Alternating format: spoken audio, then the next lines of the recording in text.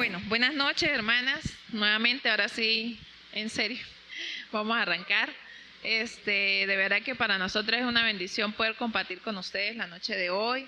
El estudio, pues, no nos tocó este tema, sino que lo escogimos y pensando en que es una problemática por la que cualquier madre puede pasar y no solo madre, ¿no? Sino que cualquier persona en algún momento necesita descanso y es más, el cuerpo está diseñado para que haya ese descanso, ¿no?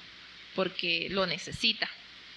Entonces, qué mejor que descansar en el Señor, y así se llama la enseñanza de hoy, descansando en el Señor.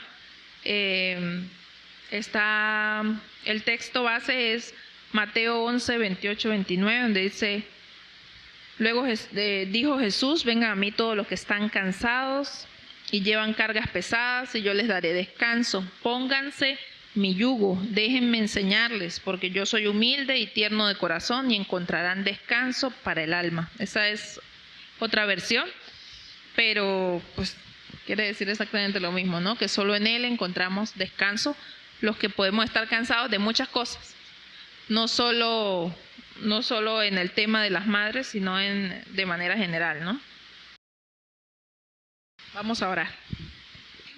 Padre Celestial, te damos las gracias, Señor, por permitirnos estar aquí en tu casa, Señor, reunidas para oír de ti, Señor, para oír lo que quieres, Señor, que hoy entre, Señor, a nuestros corazones, quede en nuestras mentes también, Señor, que tú nos ayudes, Señor, a ser esas mujeres esforzadas, valientes, como las que vamos a conocer hoy un poco más a fondo, Señor.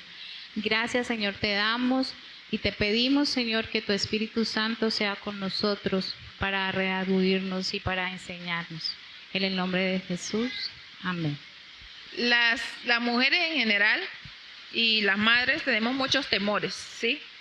Y eso termina al final convirtiéndose en una carga para nosotras. Hablábamos con Eddie que cuando nos casamos y pensamos en querer tener hijos, si no quedamos embarazadas muy pronto, tenemos el temor de que posiblemente no tengamos hijos, ¿sí? Y muchas, en el caso de mi hermana, pasó 8 años esperando por tener un bebé, y a los 8 años fue que ya ella pensaba que no iba a tener hijos, tenía ese temor, ¿no? Cuando salimos embarazadas, entonces nos da temor perder ese embarazo, ¿sí? Nos cuidamos mucho. O sea, son muchas cosas lo que viene a nuestra mente y no entiendo por qué, pero sí somos muy temerosas en eso. Tenemos el bebé, nos da temor que se nos vaya a romper en las manos, lo miramos cada rato, yo era así, la miraba cada rato a ver si respiraba, le contaba los dedos a ver si tenía 5. Cosas que no podemos controlar en realidad nosotras, ¿no? Pero que es muy común en nosotras como madres cuando nuestros hijos están pequeños, pero cuando nuestros hijos van creciendo, que ya salen solos a la calle, que ya van solos al colegio, a la universidad, también tenemos esos mismos temores, y pareciera que esos temores fuesen creciendo con nuestros hijos, o sea, esos temores en nosotros. Entonces, que no se desvíe, que no ande con malas juntas, ¿qué más puedo pensar yo? Que no vaya a tener ningún accidente en la calle, que no lo vayan a robar. Que si uno se pone a ver, o sea, es como un cúmulo de cosas que llegan a atormentarnos. Recién llegada aquí, hace como 2 años, Mariana estaba en Pre-IFES, ¿no? Haciendo el Pre-IFES en la normal. Y por esos días mataron a una niña en el puente, sí, en el sótano. Y yo, Dios mío, qué temor me invadía cada vez que Mariana tenía que ir bien temprano. Y yo no la podía acompañar todo el tiempo. Entonces, qué temor me invadía, ¿no? Entonces, pensar que a pesar de que uno sabe que Dios los está cuidando, pues siempre tiene ese temor. O sea, siempre tiene muchos temores. Entonces, por eso, pues nos fuimos a este tema, a ver cómo podemos aprender a descansar en el Señor, dejándole todas esas cargas pesadas, en este caso el temor, en manos del Señor, y que Él nos enseñe, como dice el versículo, ¿no? Déjenme enseñarles, dice esta versión, me gustó eso, porque yo soy humilde y tierno de corazón. Entonces, Él es quien nos va a enseñar cómo. Ese era Mateo 11, 28 y 29. Porque Él es el que sabe cómo es que nosotros vamos a poder descansar en Él. Y Él nos va a enseñar en esta noche entonces. Ok, los dos personajes eran Ana y Jocabet. Mi personaje, Jocabet, como les pasó, no es muy conocida. O sea, siempre la identificamos como la mamá de Moisés. Pero su nombre es muy. Es más, en la Biblia solamente 2 veces es nombrada. En la genealogía como tal. Y ni siquiera en Éxodo 2, que narra el nacimiento de Moisés, ni siquiera ahí es nombrada, solo es como la mamá de él, pero no su nombre. Realmente este personaje a mí me cautivó y le decía cuando estábamos en el estudio, qué tipo de mujer tan fuerte, tan valiente, tan esforzada. Los historiadores, que yo entré a estudiar mucho de ese personaje, siempre la catalogan de valiente, esforzada, porque si yo como madre analizo y pienso, ¿cómo voy a dejar a mi hijo de 3 meses en una canastilla por el río? Es de una mujer muy valiente. Aparte de su confianza en el Señor, obviamente, pero muy valiente. Pues en ocasiones, como hablábamos de los temores que nosotros tenemos como madres, ella parece que no tenía ninguno, porque aparte de eso, lo cuidó por 3 meses. Las que somos madres sabemos que un bebé, el llanto de un bebé, todo el mundo lo oye. ¿Cómo esa mujer hizo para ocultarlo 3 meses? O sea, son muchas cualidades en ella, muchas virtudes que podemos encontrar en esas poquitas cosas. Valentía, que no solo lo entregó una, sino lo entregó 2 veces. Ella se lo entregó al río una y después vuelve y se lo entrega que todas conocemos la historia, se lo entrega a la hija de Faraón nuevamente, cuando ya está un poquito más grande, pero igual vuelve y lo entrega. Aparte, o sea, yo hacía como comparación con Ana. Ana, pues, se lo entrega al templo y se lo entrega, es como yo decía, yo lo entrego, estoy confiada, está bien, pero ella se lo entrega a los egipcios, al ser el príncipe de los egipcios, o sea, debió pensar mucho de eso. Y por eso yo creo que ese tiempo que ella estuvo con él, tuvo que fundamentarlo mucho en la fe, fundamentarlo en lo que él iba a hacer, porque de una u otra manera esos primeros años a él le sirvieron de lo que el Señor después lo iba a utilizar. En la Biblia, en Éxodo, nos nombra que dice que ella lo vio que era hermoso. Yo creo que aparte de que de pronto toda mamá ve a su hijo hermoso, así sea feo, ella lo vio con los ojos que nos ve el Señor a nosotros. Ella lo vio que ese niño tenía un propósito, que el Señor lo iba a usar, algo vio en él. Porque ese mismo río al que ahogaban los otros hijos de los hebreos, ella lo envió para otra cosa, para salvación. Entonces, es un personaje muy conmovedor. A mí me conmovió mucho porque yo le decía aquí a la señorita Belén, ¿cómo usted haría eso? ¿Usted lo hubiese tirado a su hijo? Dijo, no, yo me hubiera ido con él. Yo me hubiera volado, yo me hubiera ido para otro lado, pero no, yo no, ¿cómo lo voy a tirar al río? Y yo pensaba, ¿yo lo hubiera hecho? O yo no. Entonces es una mujer muy esforzada y valiente. Bueno, sí, de verdad que uno se pone a pensarlo, ¿no? A repensarlo y dice, wow. la situación, supongo, ¿no? Y Dios guiándola a hacer eso. En el caso de Ana pues no podía tener hijos y era algo que le afligía, y además la otra esposa del esposo la martillaba, la molestaba con eso. O sea que a pesar de ser, además de ser un dolor o un deseo, también era una mortificación para ella, ¿no? Sin embargo, me encanta de Ana que ella tiene tanta fe que ella entrega algo que no tiene. O sea, sin haber sido concedida su oración, si ella estaba tan segura de que eso, que el Señor le iba a contestar, que ella dice: Señor, es para ti, te lo voy a dar para el servicio en el templo.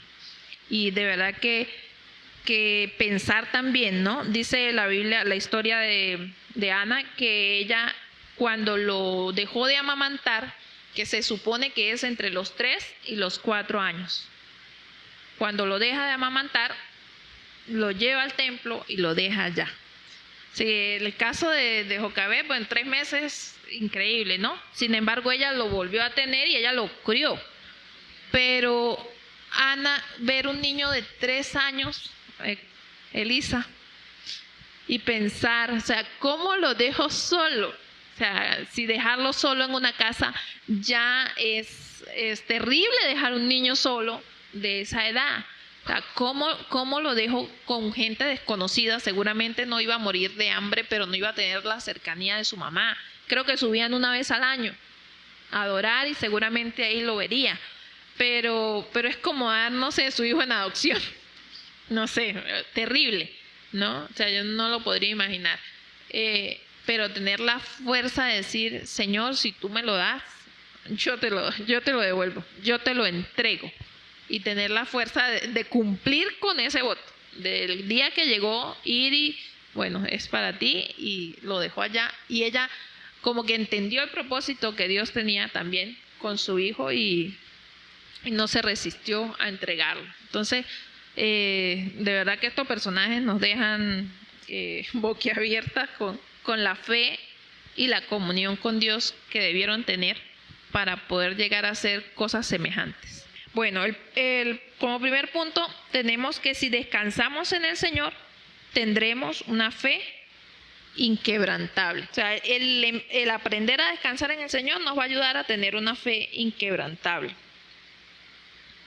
Y la Biblia nos habla de que la fe es la certeza de lo que se espera, la convicción de lo que no se ve. En el caso de Ana, pues ella tenía una esperanza, tener un hijo, ¿no? Y estaba convencida, aun cuando no lo había visto, de que ella lo iba a recibir y de lo que iba a hacer además. Estas dos mujeres evidencian una fe inquebrantable, un descanso en el Señor, y dejaron sus necesidades en las manos del Señor, y Él les permitió ver un milagro. O sea, Jocabed también, al preparar, o sea, al preparar ya la cesta, al meter a su hijo ahí, tenía fe de que no se iba a morir. Y yo creo que también, o sea, tenía ya como que estudiado, bueno, la hija de Faraón se baña por aquí más o menos, vamos a estar pendientes, lo vas a seguir. O sea, todo eso, todo ese accionar, pues deja ver que había convicción. Porque cuando uno no tiene fe, pues decide retroceder, ¿no? Mejor no. Pero vemos que no se dejaron acobardar por el temor y tuvieron una fe inquebrantable. El temor, el terror en el caso de Jocabed era un edicto real. O sea, un edicto real es enfrentarse al gobierno, ¿no? Es fuerte el tenerlo, eso, lo que decía Edith, el tenerlo escondido. El miedo a que se lo puedan encontrar y lo puedan matar. O sea, tantas cosas que hay en medio, pero el llegar hasta esa instancia de poder hacer todo lo que hizo, nos demuestra que había una fe en el Señor o en el propósito que Él tenía para sus hijos, ¿no? Ahí lo encontramos en Hebreos 11:23, que dice: por la fe Moisés, cuando nació, Fue escondido por sus padres por 3 meses, porque le vieron niño hermoso y no temieron al decreto del rey. Necesitaban una fe entonces inquebrantable para eso. Entonces yo creo que nosotras también podemos como que cultivar nuestra fe en pensar lo que Dios puede hacer de nuestros hijos, ¿no? Y lo que Dios puede hacer con cualquier cosa que tengamos, en el caso de las que no tienen hijos. El Señor definitivamente tiene un propósito con cada una de nosotras y eso no escapa a lo que nosotras conocemos. Sin embargo, cuando las cosas no van como nosotras creemos que deberían ir, nos hace pensar o dudar en el propósito que Él tiene, porque nuestra forma de pensar es una y pues la del Señor es otra. Como lo vamos a ver al final, que dice que su palabra que sus pensamientos no son nuestros pensamientos, ni sus caminos nuestros caminos, y que los pensamientos de Él están por encima de lo que nosotros podamos pensar. Entonces, siempre nos va a hacer dudar el temor, pero si nuestra fe está fundamentada, está inquebrantable en su palabra, en sus promesas, en las cosas que Él tiene para nosotros y que nosotros debemos creer, o sea, la fe es la que nos hace creer esas cosas, entonces podemos descansar en que al final, pase lo que pase en el proceso, siempre va a ser lo mejor para nosotras y para nuestros hijos. El punto 2 es: descansando en el Señor, una mujer actúa y confía en lo que Dios hará. Normalmente nosotros, a pesar, no digo, de que tengamos nuestra fe puesta en el Señor y eso, tratamos de ayudarle al Señor. Y en ese actuar, porque está el actuar bueno y el actuar malo. Nosotros, ¿cómo debemos actuar como madres cristianas, como madres que conocemos la palabra del Señor? Enseñándole a nuestros hijos, siendo ejemplo, haciendo pues lo que normalmente hacemos en nuestras casas, el devocional, que ellos nos vean, que no solamente, bueno, los llevemos a la iglesia y que allá le enseñen y que no, nosotros como madres debemos ser ese pilar para ellos. Ese es el actuar que debemos. Y el que no es el que queremos ayudarle a Dios. El que normalmente Dios hace su obra o quiere una obra con nuestros hijos y nosotros a veces queremos, no, pero pues venga, yo le colaboro al Señor en esto y por aquí mijo, no, cuidado por ahí, no, por aquí no, haga esto, y queremos esa sobreprotección a nuestros hijos cuando realmente Él es el que tiene el control de todo. Ese es el actuar, las dos maneras que nosotros actuamos para hacia nuestros hijos. Cuando, ejemplo, en Salmos 37:5, el Señor nos dice: encomienda a Jehová tu camino y confía en Él y Él hará. Así es la manera en que nosotros debemos actuar. No con afán, sino esperando y confiando en lo que el Señor hará con ellos. Nosotras debemos cumplir nuestra parte. Como yo digo, bueno, mis hijos ya están grandes y yo digo, yo oro por ellos, Señor, yo ya no puedo hacer más, porque ya esa parte que de niños ya la pasé con ellos. La hiciera bien o la hiciera mal, ya la cumplí. Ahora tengo otro rol que estoy tratando de eso que no hice con mis hijos, hacerlo con mis nietas y con Alejandro. Es hacer eso de esa madre que ora con ellos, que les enseña la palabra, que todos los días está diciéndoles qué es lo que el Señor quiere con nosotros. Viene a mi mente ahorita que Eileen me dice, mi nieta mayor me dice, ella no me dice abuela, ella me dice mami, ocupé el 7º lugar, ¿es malo para ti? Porque ella como que ella vive pendiente de si yo le apruebo ciertas cosas, y ella me dice, ¿es malo? Y yo, no mami, es muy bueno, no perdió ninguna materia, está muy bien, muy bien. Entonces Y yo le dije, aunque usted sabe que eso no es lo importante. Entonces ella vuelve y dice, sí, yo sé que es lo importante. Lo que aprendo del Señor, lo que yo le eso. Entonces los juegos les digo, porque normalmente a nosotras, o yo fui criada donde le enseñaban a uno que debe ser esto, debe ser lo otro, debe hacer eso, a pesar de que iba a una iglesia y que era cristiana, pero la prioridad no era enseñarme la palabra, no era enseñar los valores de una niña cristiana, sino vivíamos como el mundo secular, que va al colegio, que lo importante es que sea la mejor en el colegio, la mejor en esto, sea esto, haga lo que haga, sea lo mejor, pero no realmente cuando uno enseña a los hijos a que lo primordial es el Señor y lo primero es Él que cualquier otra cosa. Entonces, ese es el actuar que debemos hacer. A veces nos afanamos y como dice en Mateo 6:27, ¿quién de vosotros podrá, por mucho que se afane, añadir a su estatura un codo? Nada.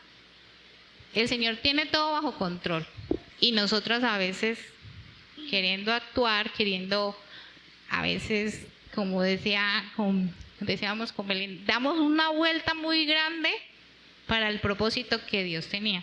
Él a veces nos pone un camino corto, pero nosotros en el querer tapar, en el afán, no, por aquí no, esto no, y esto es así, nos desviamos del propósito del Señor para nosotros y obviamente muchas veces influimos en la vida de nuestros hijos.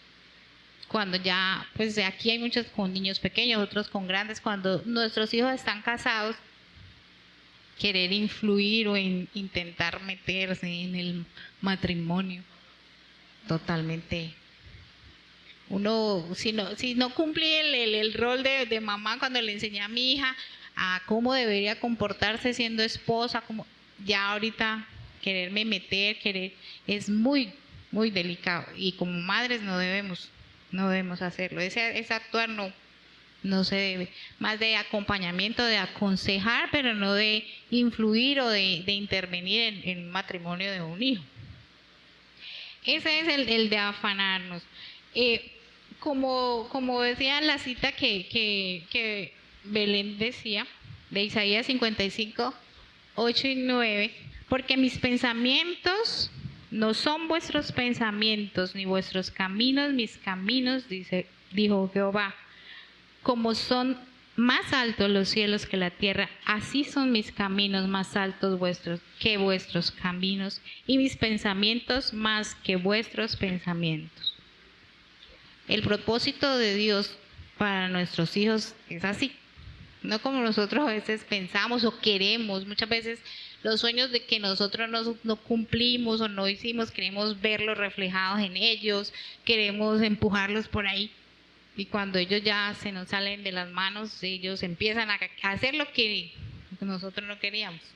Y ahí es donde, Señor, y ahí es donde volvemos y el actuar es el primero, de rodillas ante el Señor con nuestros hijos.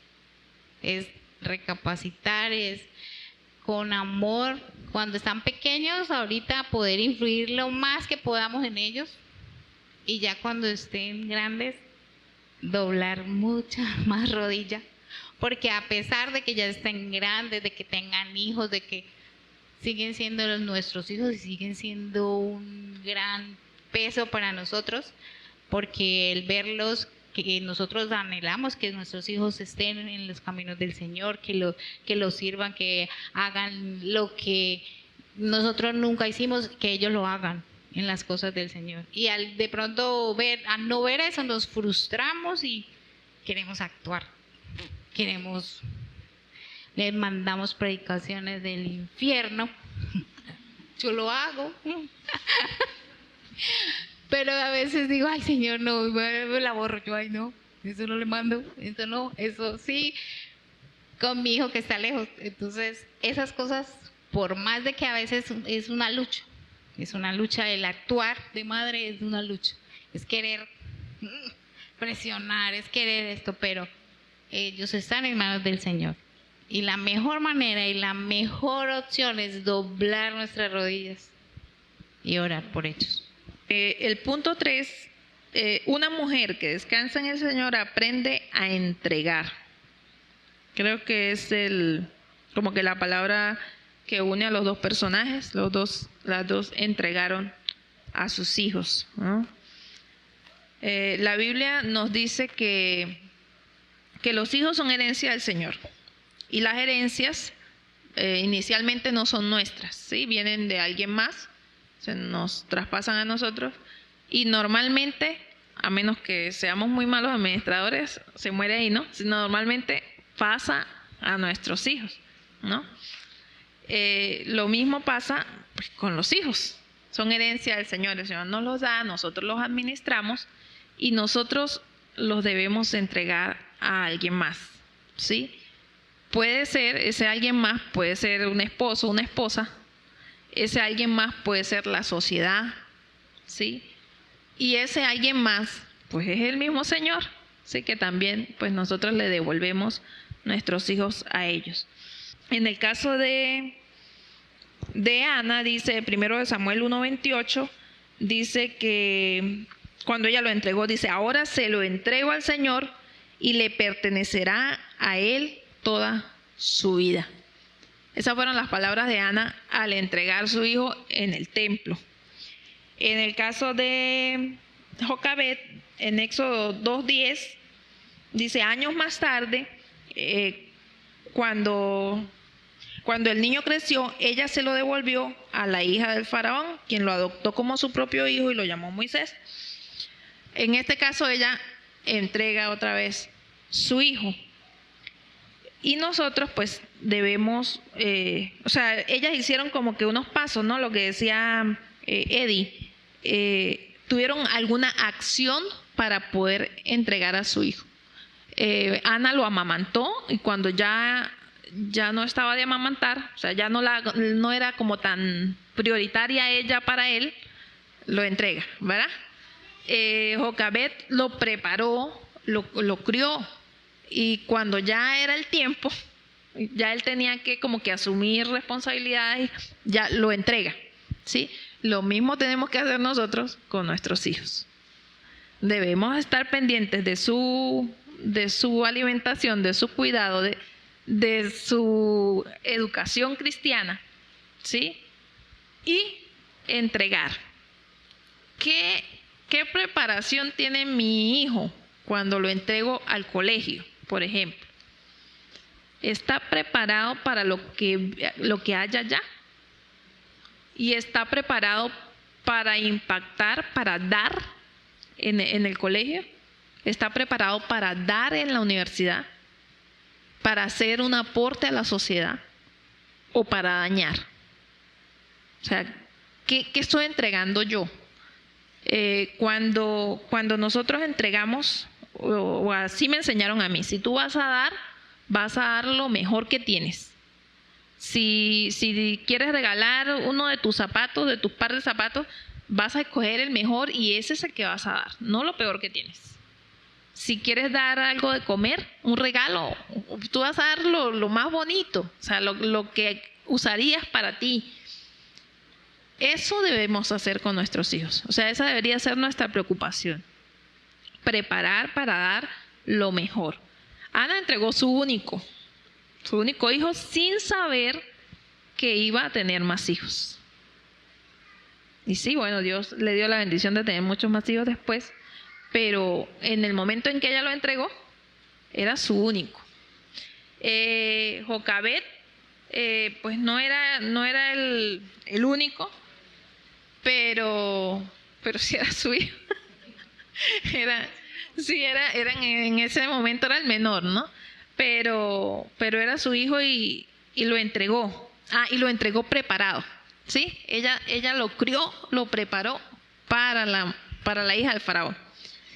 Pero tenemos un mayor ejemplo de entrega, que no lo hablamos al principio y lo dejamos al final para la cereza del pastel, que está en Romanos 8:32. Vamos a buscarlo, pero para que lo sigan ahí en la lectura. Romanos 8:32. El que no escatimó ni a su propio Hijo, sino que lo entregó por todos nosotros, ¿cómo no nos dará también con él todas las cosas? ¿Qué tal esa? Tenemos el ejemplo de ejemplos, ¿no?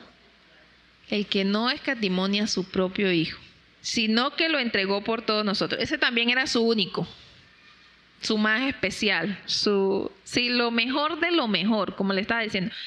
El Señor fue el mayor ejemplo en dar lo mejor que tenía, ¿sí? ¿Cómo no nos dará también con Él todas las cosas? ¿Cómo no cuidará de nuestros hijos cuando no los estamos viendo? ¿Cómo no cuidará del futuro de ellos cuando no sabemos qué es? ¿Cómo no descansar en eso? O sea, ¿cómo no aprender a descansar en que el que dio todo lo que tenía por nosotros, está en cuidado de nuestro futuro y está en cuidado del futuro de nuestros hijos? Cuando entendemos eso, y cuando entendemos que el dolor y el sufrimiento, los peligros, las cosas, los desastres naturales, tantas cosas que podemos tenerle miedo, es parte de la vida y nos ayudan a crecer, nos ayudan a ser mejores personas, nos ayudan a veces a ser ejemplo para otro, a demostrar el amor de Dios. Cuando entendemos eso, pues aprendemos a tener fe inquebrantable, aprendemos a actuar y a confiar y aprendemos a entregar. Que lo que tenemos, que el hijo que nos han dado no nos pertenece completamente, es del Señor, y por eso, por más de que yo lo cuide, Él va a hacer lo que Él desee con nuestro hijo. Es difícil de entender. Yo muchísimas veces le he dicho, Señor, pero ¿por qué? ¿Por qué así? ¿Por qué de esa manera? Pero sí, al final son de Él y Él decide hasta cuándo va a ser el día. Y por más de que tengamos temor, no vamos a cambiar nada. Hubo un texto que se me pasó y es muy bonito. Y dice, pero es pertinente en este momento, dice Romanos 8:15, ese lo vimos el domingo. Y yo dije, bueno, ideal. Lo vimos el domingo con Ricardo en el devocional. Dice, y ustedes no han recibido un espíritu que los esclavice al miedo. En cambio, recibieron el Espíritu de Dios cuando Él los adoptó como sus propios hijos. Ahora lo llamamos Abba Padre. Está en otra versión, por eso también como que no lo asocian mucho. Pero me gustó como dice que no han recibido un espíritu que los esclavice al miedo. Yo no sé si a ustedes les ha pasado, pero muchas veces me he sentido atada al miedo, al terror, de qué puede pasar. Y me pasó con respecto a los bebés. Yo perdí 3 y el pensar, al perder el primero no me daba tanto miedo, pero ya el segundo yo decía, Dios mío, que no vuelva a pasar por lo mismo. Y de verdad me sentía aterrada. Y con el tercero, muchísimo peor. Sin embargo, pues el Señor siempre me llevó a su palabra y a reconocer pues que Él es todopoderoso y soberano y que Él decide sobre la vida de nosotros y de nuestros hijos. Y Él sabrá sus propósitos y seguramente quería enseñarme algo. Espero haberlo aprendido. Espero haberlo aprendido o estarlo aprendiendo. Pero es así, funciona así. El miedo nos esclaviza. Y solo el Señor, solo la fe en Él nos libera. Dice Primera de Juan 4:18, esto sí es conocido, dice que el perfecto amor. ¿Quién es el perfecto amor? Es Dios, ¿verdad? Él viene hablando que Dios es amor. El capítulo viene hablando que Dios es amor. Dice que el perfecto amor echa fuera el temor. Entonces ya, si tenemos el perfecto amor en nosotros, se supone que el temor debería estar fuera. Sí tenemos temor, pero no nos debe esclavizar. Orar para que no nos esclavice, o sea, no podemos permanecer en temor. Seguramente si flaqueamos tenemos momentos de temor, pero no podemos permanecer en temor.